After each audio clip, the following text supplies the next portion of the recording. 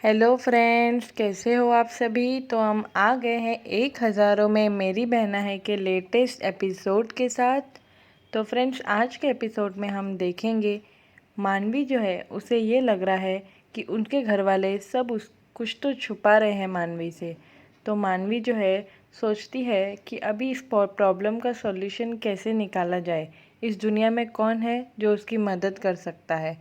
वैसे ही वो विराट को कॉल करती है और विराट से पूछती है, और विराट भी सोचता रहता है और विराट को पूछती है कि अगर कुछ ऐसा हो कि कोई तुमसे कुछ छुपा रहा है तो तुम वो कैसे पता करोगे। और यहाँ दूसरी तरफ वीरेन जो है बोर्ड पे माया और मानवी को लिखता है, जैसे कि पिछले एपिसोड में हमने आपको बताया था। तो जीविका आ जाती है और वो जीविका को कमरे में आने नहीं देता है और बातों में उलझाता है। यहीं दूसरी तरफ विराट और मानवी बातें कर रहे होते हैं। तो मानवी उसे कहती है कि तुम एकदम भोंदू हो, तुम्हें तो कुछ समझ में ही नहीं आ रहा है, और तुम क्या बातें कर रहे हो मुझे भी नहीं समझ में आ रहा है। जैसे ही बातें हो जाती है तो मानवी जो है, जीविका और मानवी का एक तस्वीर होती है रूम में, तो उसे कहती है कि जीविका दी, अब मैं इस प्रॉब्लम का सॉल्यूशन कैसे निकालूं। तो उसे अंदर से आवाज़ आती है कि जीविका उसे कह रही है कि ठंडे दिमाग से सोचो। और यहीं पे दूसरी तरफ माया जो है अपने रूम में होती है।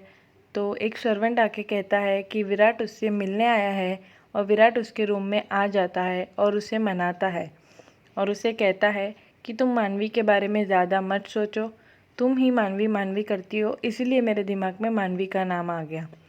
यहाँ पे दूसरी तरफ ऋषिकेश में मानवी डब्बू को ढूंढ रही होती है, क्योंकि उसे डब्बू से पता करना होता है कि आखिर घर पे क्या चल रहा है और सब उससे क्या छुपा रहे हैं।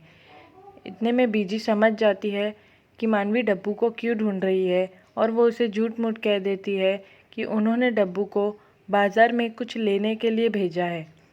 और वो कहती है कि ठीक है, डब्बू अगर आएगा तो वो उसे उसके पास भेज दे, और वहाँ पे से बीजी चली जाती है।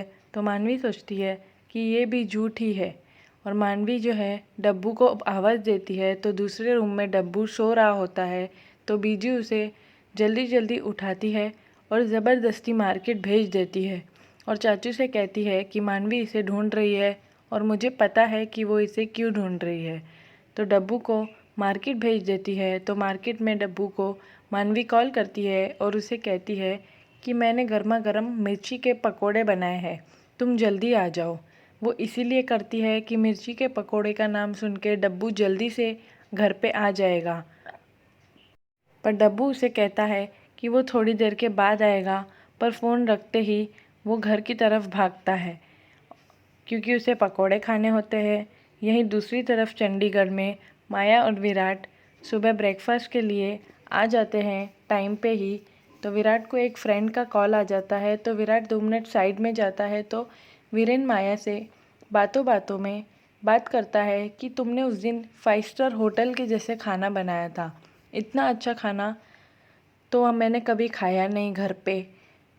तो इतने में सब फैमिली वाले आ जाते हैं, और वीरेन जो है बार बार बातें करता है और माया से कहता है कि शादी के बाद अगर हमें कभी होटल का खाना खाने का मन हुआ तो हमें होटल से मंगवाने की ज़रूरत नहीं पड़ेगी, क्योंकि तुम खुद ही होटल जैसा खाना बनाती हो। ये सब बातें सुन के माया को कुछ समझ में नहीं आता है और वो बहुत कंफ्यूज हो जाती है।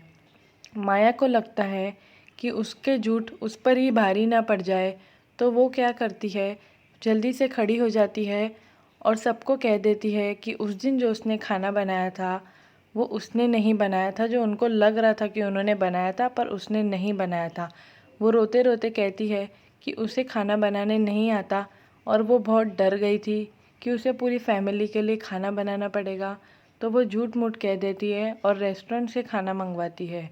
ये बात सबको पहले तो बुरी लगती है, पर जैसे ही माया रोती है तो सबको अपने जाल में फंसा देती है।